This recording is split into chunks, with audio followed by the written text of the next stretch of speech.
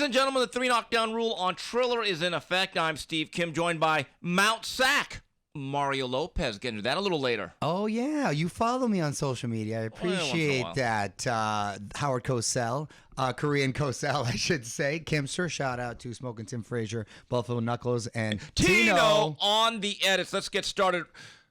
This past Saturday, from Wembley Stadium in jolly old England on ESPN pay-per-view, and still the WBC heavyweight champion of the world, the Gypsy King, Tyson Fury, stops Dillian Whyte in 6. Okay, Kim, first let's talk about the event itself. I love me some Brits. Those guys show up and show out. What an atmosphere, huh?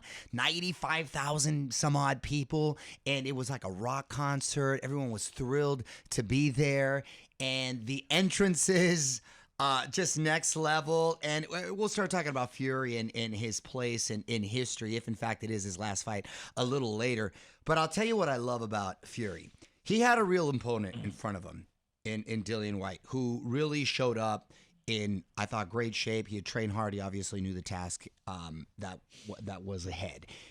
Fury is so relaxed, so composed in there, does not get overwhelmed by the moment or by his opponent, and he uses his size so well, him being 6'9" and 2 whatever he is. He's a mountain of a man, and I always said he's like a bag of milk, but my guy is incredibly athletic and is fluid with his punches, fundamentally sound, and he's really sneaky. He's good about creating the distance, jabbing, throwing a combination, having the stiff arm, crowding you, and then leaning on top of you. That weighs you down. That really just does a toll on its legs. And he was doing that to Dillian Whyte, who was trying to attack to the body, but he was very composed, did not engage right away. He was setting up his punches, sort of measuring his distance, started chopping down to the body and doing nice little choppy right hooks. I ended up seeing the whole fight, by the way, because I know we were talking about it. I got home just in time.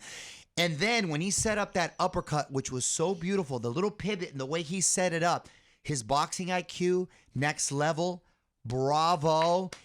And the thing was, it didn't even land flush on the chin. It kind of caught him on the cheekbone, but the way it jolted that head back, thought the stoppage was perfect. There was no argument there. He showed why he is not only the best heavyweight in the world today, I think head and shoulders above everyone else, but in my mind, one of the best of all time. At 6'9", 264, the only thing bigger than him, as you mentioned, is his boxing IQ. He literally kept that right uppercut in his back pocket. Yep. You could just see it. He was getting him drunk. Then he mugged him. Yep. And Dillian Whyte, the problem with him is he was supposed to be a pressure fighter.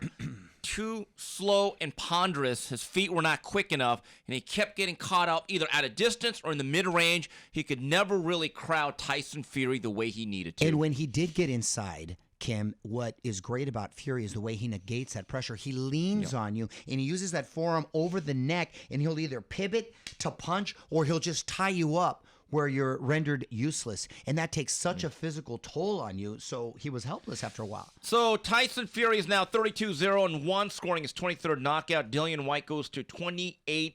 We'll talk more about Tyson Fury later. But you know what? The fight week started off with the bang on Thursday night. Golden Boy promotion from the Fantasy Springs Casino on the DAZN, and it was a lightweight scrap. Mabuhay!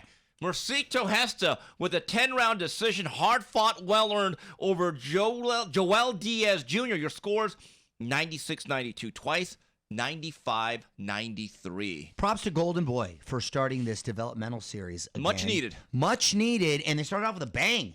That was a banger. When you called me about it, I was like, oh my gosh, that's right, Thursday night. So we ended up checking it out, and wow, what a back-and-forth slugfest. He touched the canvas couple times, the way he was able to work himself back in there. I don't know if it's candidate for fight of the year. It'll go to the banquet. It'll be invited. It'll be invited. And it was a fun fight, and I'm glad it was a TV-friendly fight for this series, because that's the type of fights and the type of fighters that I think will highlight this series, and that'll end up gaining some traction. You know, Mercito Hesta was a blessing and a curse that he was Filipino. Blessing in a sense that, hey, there's a Filipino market, there's a great history. Problem was, because he was southpaw, everyone kept comparing him to Manny Pacquiao. And it kind of reminded me in the 80s or late 80s, any shooting guard or point guard that could dribble the ball over 6'6", was automatically compared to Magic Johnson. Whether it was Sean Elliott, Walt Williams, there's only one Magic. Like there's only one Manny Pacquiao. But in the first round, Mercito came out Pacquiao-ish. He did. He kind of did. He set the tone, then he faded, but it was a great fight. Staved him off late. How do you like this idea? We know that Ryan Garcia has said, hey, look, I need some work. I need some activity. Mercito Hesta's with Golden Boy. He's a somewhat recognizable name, and he has a good style. Is that the worst idea you've ever heard? I love it, but they'll keep him far away. He's all wrong. So? He's all wrong for us. He's all wrong because a fighter who lets his hands go, comes forward, pressures him. You would think that would play into it. Too dangerous for right now. He's a little too. What are we no. Listen. You're absolutely right. It's a fight that should happen. I don't think they'll allow it to happen. Unfortunately, going back to Gesta really quick because I saw him spar at Brickhouse Boxing not too long ago. I've never seen a dude not warm up.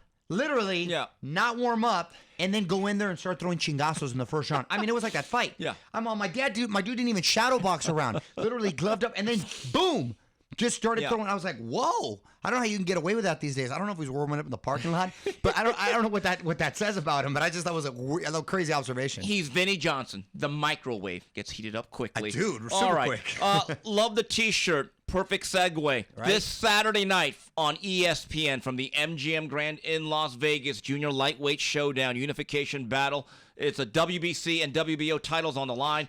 Oscar Valdez and Shakur Stevenson. Mario, you know what's very difficult to find? Anyone picking Valdez. Listen, I don't disagree with that. Let's stay on Valdez for a second. To me, if he has a shot in winning this, he has to take a page out of the Orlando Salido playbook. And he has to look at, because ironically, I think this is very similar in the Salido-Lomachenko sort of fight, in that Shakur being Lomachenko, of course, incredibly skilled, fast feet, fast hands, well skilled. Valdez has no shot if he's going to, quote, just try to box. Can't make it a staring contest. He's got to get in there and get nasty like a Salido. A lot of overhand rights, hits to the hips, some elbows. He's got to make it nasty. He's got to make it dirty. He's got to make it uncomfortable. And that's the only way I see him winning this type of fight, if he goes in there Salido-esque a la Lomachenko. And Lomachenko was a better fighter after that experience. I don't know if he could pull that off, but I think that's the only way he can. I think Stevenson, that kid's special. And look, you rarely see that guy get hit clean, for that matter. Or ever. And he makes good fighters look ordinary. And I'm always going to pull for a tough guy with dimples.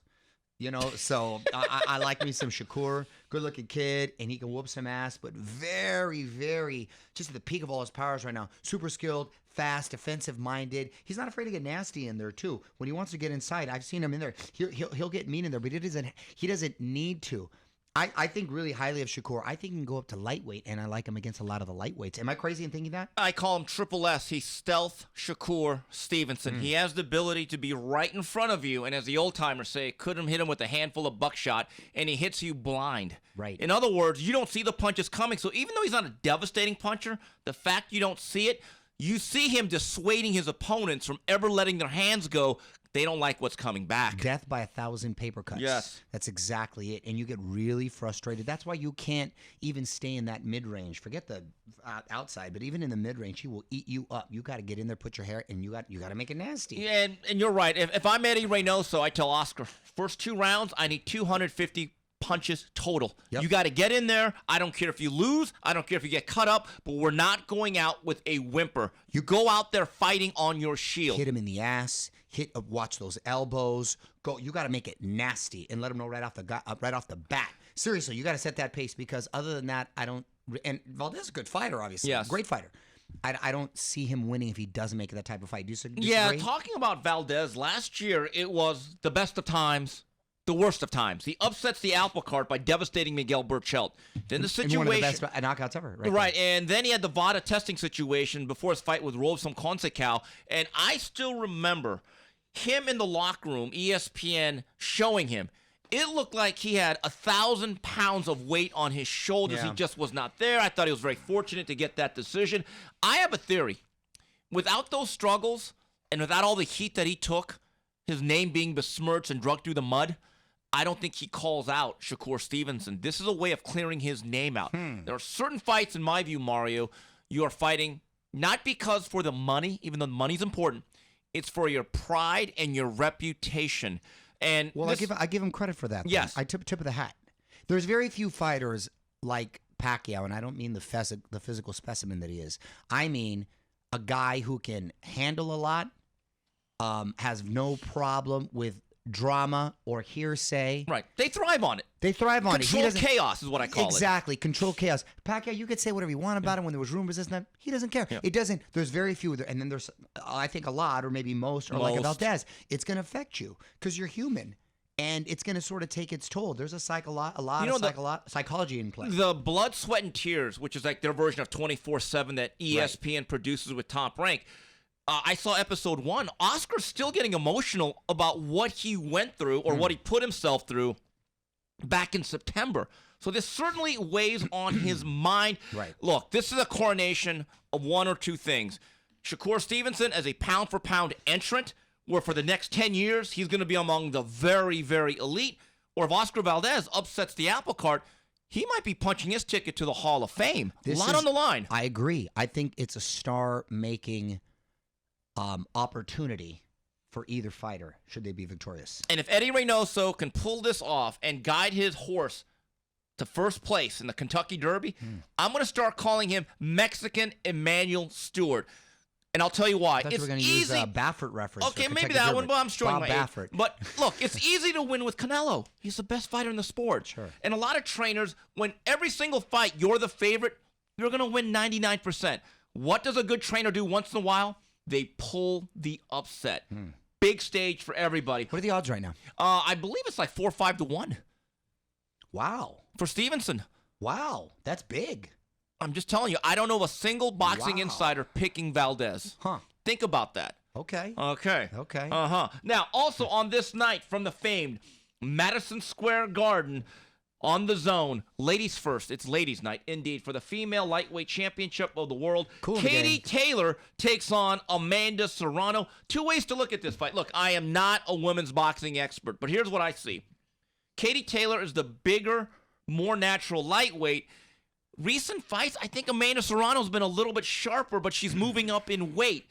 I think this is a true 50-50 fight. That's what makes it exciting. I always go with momentum and who's the hotter hand at the moment. Doesn't necessarily mean that it's going to play out that way, but if I were a betting man, that's what I would do. Yeah, and look, I think it's unfair to say this, but this is the reality. Given the fact this has been called the biggest female fight in the history of boxing, don't you think there's pressure on both ladies here to actually put on a good show? Yes, it could go that route where they both lay it on the line, or they could both be a little too defensive and conservative and stake out the joint. Let's hope it's the former. Yeah, also on this card, Jesse Vargas takes on Liam Smith. Mario, moving on. May 14th, I'm going to call it May Day. Mayday. Yo. Mayday. A lot of boxing. Golden Boy Promotions announced late last week. Yeah. Zurdo Ramirez will take on Dominic Bozell, which is fine, from Ontario. Here's the issue, though. If you're a Southern California fight fan, from the War Grounds in Carson, Showtime has a very good fight. The good rematch, card. yes, between Jermel Charlo and Brian Castagna and my guy, Boots Ennis. And then on Triller, from the Great Western, still fabulous form, Sergey Kovalev and the Vargas brothers. A lot of choices. Is it too damn much?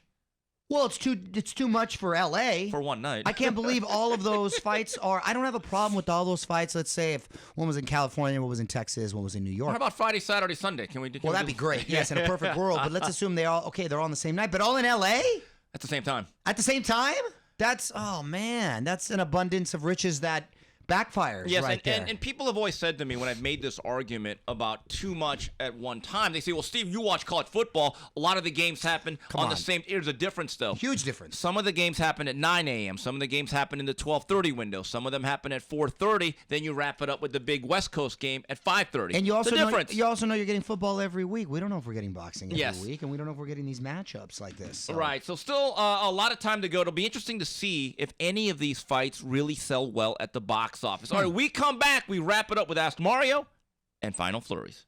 And we're back on the 3 Knockdown Rule on Triller. Steve Kim, Mario Lopez talking boxing. We go to the Ask Mario portion of this fine program. Here's one from Joel. This has been a lot of discussion over this particular subject. Where does he, Tyson Fury, rank on the all-time great list? Okay. Are we talking? I want to make sure we understand the criteria here. Are we talking like all-time great, like if you were to match him up against other heavyweights, or as a resume? Because I think Tyson Fury. I think all of that goes into it, doesn't it? Well, because look, you can't blame a guy for not having necessarily other great heavyweights or opponents on his resume. He could be a product of his era, a la Larry Holmes, okay? But to me, Tyson Fury would give any heavyweight throughout history problems. Agreed. 6'9", 2 whatever. His fleet of foot, his athletic ability, intelligence. Really, honestly, I see him beating everyone. Be honest, the ones I think would give him problems, that's including Ali, by the way. He's just so big. He's just would be like an Ali, a prime Lennox Lewis, and maybe, which to me I think is the most interesting, a prime Vitaly Klitschko. Yes, because like Fury, still, but not as big. But like Fury, sort of kind of awkward to his benefit. And I would have, one of the fights, and we've talked about it a lot, is when Klitschko fought Lewis and his eye betrayed him, one of the worst eye gashes I've ever seen. But he was winning that fight. And I think had Lennox not retired in the rematch, I think I would have favored him in that fight. So other than if I'm literally picking 3 guys that I think would give him problems, and even at that point, I don't know, I might still favor him. You got to put him up there. He's absolutely top 10. Argument could be made for top 5. Don't you I have think? him in my top 20, top 50, and I'll tell you why. But are you basing it on what? Give me other heavyweights that'll beat him. No, at their prime. that's Well, part of it. That's what I'm saying. What's the criteria? How much are we putting into what? I agree. That's the problem. Well, that's what I'm saying. You state the case for him. Let me count the counterpoints. Okay. He only has 33 fights, and there's something to be said about going through a consistent gauntlet of guys for years at a time. Tyson went years at a time without fighting. He's only made 2 official defenses of his title. Now, with that said, that's not fighting. I agree with you. At 6'9", 260 plus, with his agility and ability to be versatile and adaptable, Who beats him? there's not a lot of guys that beat him. That's my point. The other issue is that if he doesn't fight the winner of Usyk, Anthony Joshua, that's a huge gaping hole in the resume. He needs to get out there and fight that winner of that rematch. Bottom line. Let's assume he does fight the winner. Let's assume he's victorious. Where does he climb now? He'd be in my top 10. You retire undisputed. That is a huge feather in the cap. I will say this, in terms of the modern day 2010 beyond, he's number 1 in his era. And that's the only era you can really judge him by. Absolutely. Of clear-cut victory over Vladimir Klitschko and 2-0-1 with 2 knockouts over Deontay Wilder. So that's why, to me, he can't, and I don't think he's going to retire, but he has to fight the winner of Usyk, Joshua. And for my money, I kind of want to see him fight Usyk based on the style. We'll get into that a little bit more later. Usyk is a much better boxer, much more talented athlete. But pause on that before you continue. I don't know so much. He could be. Look, he made what, $36 million on Saturday? Right. I think he might take the Mayweather route in the sense that now do these novelty fights where he can make. Well, I mean, can you blame him? What else does he have to prove, really? And he's made a ton of money. But can he do it after the winner of Usyk, of course, Joshua? That's what I'd like. But you don't think he's going to, when he called Francis Ngannou, UFC heavyweight champion, interesting question he asked him, by the way. Yeah, anyway. What was the question? How big is yours? Never mind. He asked him that. Wait, what did he ask him? He did? Yes, it was fun. It was Fury being Fury. You don't have to whisper over here. We're all grown-ups here. We're a family show here. But that's interesting if that happens, right? Because then he started taking that route. Then maybe he is got one foot out the door. He says a lot of things. Here's one from Just Matt, 24. Has Tyson Fury surpassed AJ from being the biggest star in the UK? Yes, absolutely. I think no doubt. No doubt. I know there was some controversy because the whole gypsy thing, whatever. He's so likable, and he's such an entertainer, and I think there's no doubt of his dominance. I think the UK embraces him. You know what every country loves? Winners. And for so many years, the British heavyweights were always known as being horizontal, right? They always failed at the biggest stages, and they were known for being lovable losers. This guy's a winner. And so, look, in the past, has Joshua been a bigger draw? Yes. He looked the part. But he looked like the Greek god. He looked like your heavyweight champion should look. So, of course, they're going to want to position him and embrace him. But I think on the flip side, a guy with the dad bod who's over here whipping ass, who's probably more relatable. Conquered America. Which very few British fighters have done. Exactly. I think at least puts him equal, if not beyond, like you said. Here's one. Shout out to Fury, by the way. He retweeted and reposted my story with my highlight of him. He's a big fan. He was cool. He watched Saved by the Bell, obviously. Stupid. Here's one from the only Sanch. Asked that Mexican Tennessee volunteer, Rocky Top, why is every media outlet downplaying Usyk's resume, path to winning 6 championship fights, and immediately dismissing him versus Fury? And number 2, who wins, Zurdo versus Benavidez, and who would the winner have the Mexican people demanding Canelo fight? Two good questions. Look, no insider and nobody that really knows the sport dismissing Usyk. I think outside of Canelo, he is a strong, there's 1 and there's 1A as far as resume and most talented and accomplished fighters in the sport right now, wouldn't you say? There's Canelo, then there's Usyk. If Usyk's not in your top 3, I don't take your pound for pound list seriously. You're exactly right. So with that said, the only reason I still strongly favor Fury is because of the size. You got to remember, Usyk was a cruiserweight for most of his career, and he went up and he did what he's supposed to against Joshua. But now even a much bigger man, I'm not saying it's impossible, but I'm just saying it's a tall order. Mario, I think Usyk is the worst guy for him, and I'll tell you why. Based on history, I was there ringside when Otto Wallin, relatively small heavyweight by today's standards, also southpaw, his in and out movement and his mobility troubled Fury. See, Fury looks really mobile against ponderous guys who lumber. His athleticism is accentuated. Against a guy like Usyk, who's the master boxer, look, if Lomachenko was a 230-pounder, he would be Usyk. Also, go back to Steve Cunningham. There have been interviews where Fury has flat out said his athleticism and his slipperiness gave me a lot of problems. I actually don't want to face that style again. I don't think it's easy, but I also think Fury knows what's in front of him. I think he'll lean on him. I think he'll hold him. He'll do a lot of the jabs and hold again, a lot of forearms to the face. I think he'll make it ugly, but I think it's just too tall of an order just because of the size differential. But that's all I'm saying. And I'm not saying it's easy, but I'm just saying I'd still have to probably favor Fury. Also, what I saw 5-6 months ago, Usyk, who in the first couple of fights at heavyweight was kind of I think he's grown into being a legitimate heavyweight now. The in and out movement, southpaw style. Usyk's also crazy enough to think he can win. A lot of these mind games, Fury's a master at it. Won't work with Usyk. Usyk is too experienced. He's too tough. My guy just came out of a war. Yes. So he's not tripping. So I actually believe, look, I'm not saying it's 50-50, but of all the fights that are currently out there, that's the closest one to being 50-50 for Tyson Fury. So you really like him against Joshua in this rematch? Yes, I do. I'm not so sure what changes. What do you think anything changes? I think Joshua knows that he has to keep him on the outside and let that right hand go a lot more frequently. Look, he's not a dumb guy. He made nice adjustments when he fought Andy Ruiz. So I'm curious to see I think it's actually pretty intriguing. Yeah, but he ain't fighting the second version of Andy Ruiz again. I think that created a bit of a mirage over how effective a long-range boxer he really is. No, I agree. However, I think he also knows, as well as Eddie Hearns, that this is the last hurrah on this stage if he's to remain relevant. Here's one from Daniel Gonzalez. This is for both of you. Was Saturday's undercard the worst you've seen for a pay-per-view? I saw it at a theater, and the only other guy there was asleep the whole time. Mario, I'm going to dust this line off again. That undercard was so bad it needed Butterbean and Mia St. John. It was awful. And look, they spent $41 million on the main event. They must have spent $41 on the undercard. It's like, wow, look. I told you they can always learn from the UFC and why they don't use those opportunities to build and highlight the fight. Yes, that's the number one thing I think that boxing and promoters need to do to attract more fans and change the sport as far as that they're actually capable and can do. Or show me a guy that I'm going to be like, ooh, who are you? Like this Saturday, I will make sure I'm in my seat.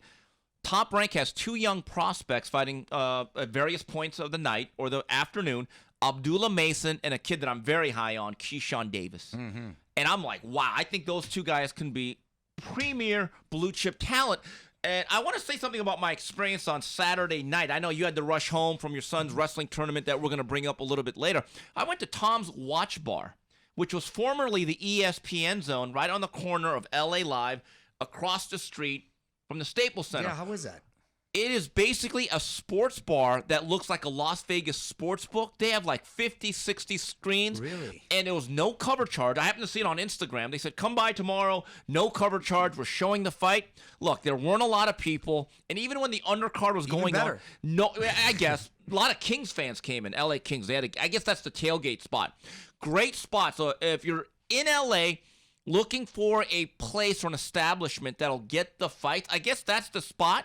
Really clean, really classy, great staff. Could you hear it? They raised the volume. Oh, they did. Okay, I listened to Joe Tessitore. There's so many TVs and events going on. They usually have the volume off, which is kind of annoying, but they had it on. And since it wasn't football season, I would say 3/4 of the screen, no matter where you walk, to the restroom, to the bar, you saw fights on various screens. Nice. It was a very good time. I'm actually going to go back there for football season. Okay. It's a good little find. Good to know. Mario, going on to final flurries. If you see Mike Tyson in Coach, first of all, I'd ask, what the hell are you doing in Coach? You know what I'm not going to do? I'm not going to even bother him. You know, that guy, turns out, was a criminal. He had 2 stints in prison. What a surprise. One for 2 years, another one for like a year and a half. And he's got a pretty lengthy rap sheet. I don't know what he was doing in first class. Well, that's another thing. You figure you're in first class, you don't have to deal with idiots and shenanigans. To piss Tyson off these days, because my guy just is high 24/7, you must have really been a punk and an annoying punk. And we only saw, of course, snippets of what somebody recorded. But I heard that he was just bothering him, and it was pretty relentless for like a half an hour because you're able to pre-board early when you go on those flights. And he did give him a picture, and he wouldn't shut up. And then at one point, he threw a water bottle at him, which I think is going to be Tyson's saving grace, because everyone agrees I think that guy deserved it. And it was kind of like open-handed smacks, because if Tyson would have closed his fist, I think that would have been it. You got to learn how to respect people's space.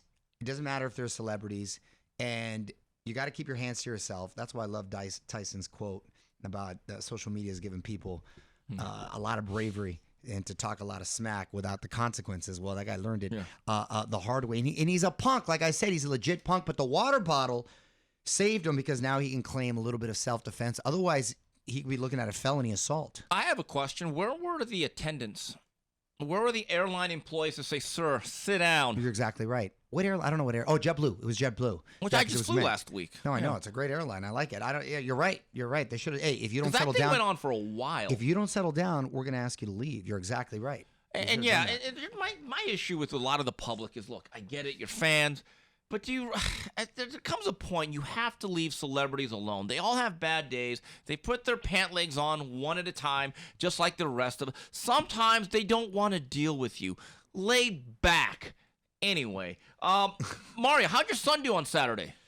You know, God, this weekend, man, I going out back to back after 40, it's tough, dude. I need like a good 2 weeks to recover. That's why I'm sounding rough right now. I went out Friday night with a buddy of mine who's getting married, and had to go to Israel. So that was a late night. I had to get up at 6 in the morning to go down to Mount Sac. Like iced tea. Yeah, exactly. But after drinking all night, Mount Sac, the good track team out there. Yeah. So there was a wrestling tournament, and my son now wrestles and does jiu-jitsu all year long. These kids now are like high level, dude, at such a young age. And I let him, he likes to skateboard too, because I don't want to be that dad that kind of overwhelms him with all this stuff. So I let him have his other little outlets because I don't want him to get burnt out. And he did real well. I was proud of him. He wrestled 2 divisions, freestyle and folk style wrestling. He came in second, in third. The one where he should have came in, he should have had the 2 seconds, because the one other opponent was really good. But he got a little bit screwed, and he was really hard on himself. And I said, hey, listen, there are no losers here. There's winners and learners. You got to learn, and you got to just work. You know what we got to work on. And that was it. So that's why I love individual sports, and specifically wrestling. So many life lessons there. You're out there by yourself, completely vulnerable. You got to be tough emotionally, psychologically, as well as physically. So I love that he loves it, and it's great for me. But my voice sounds so hoarse because I'm been screaming right there. So I get more drained and out Maury, of it do you when believe he's in it. There's a UFC effect in a sense that because of the rise of that industry, where parents once put you in football, baseball, or basketball, there's a certain segment of the population that says, hey, learn how to do this because of the UFC? Absolutely, because all the champions, all your really successful champions with long reigns, they're all wrestlers. That's their base. Look, you can learn how to strike, you can learn jiu-jitsu, but wrestling is one of those things that you had to have done it from like a young age, just to get comfortable with. It has to become second nature. It's got to become second nature. And Khabib and GSP and John Jones, DC, they're all wrestlers first. Then they learned jiu-jitsu, then they learned and they worked on their striking. But just the mentality of the go forward, your confidence, which is huge, to be right when you're battling. All those guys from Chechnya and Chimaev and all that, they're all wrestlers. They do it out of the womb. Yes. So that's the best foundation, I would say. Then you can learn all the other arts, and they're all important, but that's the best for the foundation. So that's what I told my son. I said, if you can wrestle, you can do anything. So I'm glad he likes it. And so he does jiu-jitsu. He's into skateboarding. So what are you going to do? Yeah. Mario, quickly, you watching anything on TV that has caught your eye? Yes, I've been starting the last season of Better Call Saul. Did you watch Never seen it. Dude, what does it matter with you? You've never seen Breaking Bad? No. Never mind. That was never into it. Never into it. It's like one of the best shows ever. What's the matter with you? Yeah, I'll be the judge of that. You have to watch Kim, you watch a lot of trash and you're not watching one of the best shows. That's literally one of the best shows ever. First of all, you got to watch it to be into it. Yeah. Exactly. Breaking Bad is, you've seen it, right, Fraser? Yeah. Breaking Bad is excellent. And then this is the first time that a prequel series, I feel, is just as good as its predecessor. Breaking Bad. Better Call Saul is excellent. Have you started Winning Time on HBO? No, I keep hearing things, mixed things. There's so much out there. It's a great work of fiction. Jerry West was really pissed. What they've done to Jerry West, dude, when is they had slander. the bootleg Larry Bird and the pictures, that was so funny. No, they look like Halloween costumes. I'm not gonna lie to you. The casting of it is actually very interesting. The guy that plays Magic looks like Quincy Isaiah. Norm Nixon's son is playing Norm Nixon. No wonder why. I was like, oh, okay. Famous actor Adrian Brody is playing Pat Riley. Yeah. The guy playing Jerry Buss actually looks like Jerry Buss. That's great. Now, Julius Erving looked nothing. He looked like Cleveland from the Family Guy. Larry Bird, dude. Larry Bird is my Larry favorite. Bird did kind of. In fact, he shoots like Larry Bird. The other show that I really enjoyed, and I was going to be a harsh. Wait, are you liking it? Are you liking Winning Time? I'm very conflicted because it's entertaining, but there's so many things that are so untrue. Well, it's not a documentary. But that's the thing. But it should be based on a true story. story. But it's not a documentary. But what they've done to Jerry West is liberty. completely unfair. Well, give me the cliff note. They make him sound like a very angry, almost racist, really narcissistic psychopath. And that's not him. That's I know people that know Jerry West, like Phil Trainees. Jerry West, not Jerry Buss. No. Well, Jerry. By the way, Jerry Buss, they don't really do him a lot of justice either. Wait till you see the show. You're gonna laugh. The way he reacts to his mom's death with the nurse, I was like, oh my God. It's cringeworthy, but I can't turn away from it. I want to give a thumbs up. I was going to be a harsh critic of it, and I think they've hit a grand slam. The new Wonder Years, I think, is the best new show of television in 2021. Come on, really? I think it's that good. I like that you support network TV They stuff. actually tied in Winnie Cooper and the brother that went to Vietnam that died in the first episode. I thought it was brilliant television storytelling what they did. I got a Winnie Cooper story for you. Danica McKellar. Yeah. She happened to sit next to me at the iHeartRadio. What's the one that J-Lo performed at? The music awards, right? Very, very nice. Did you know she's like a mathematician? Yeah, she went to UCLA and she wrote books and everything. She wrote a bunch of books. So she was talking. So my daughter went with me, and she actually sat next to my daughter, and she was talking about math, and she's like, "Ugh, math sucks. I can't this." And she has a book called "Math Doesn't Suck." Yeah. So she sent me a bunch of books. She's so sweet. For my daughter Gia, for the math. So I asked Gia, what do you think? That's very nice of her. Math still sucks, but that's very nice. Probably hasn't even cracked it open yet. All right, well, that's it for this week's edition of the 3 Knockdown Rule on Triller on behalf of Mario Lopez, Tim Frazier, Justin Buffalo Knuckles, and Tino on the edits. Goodbye, everybody.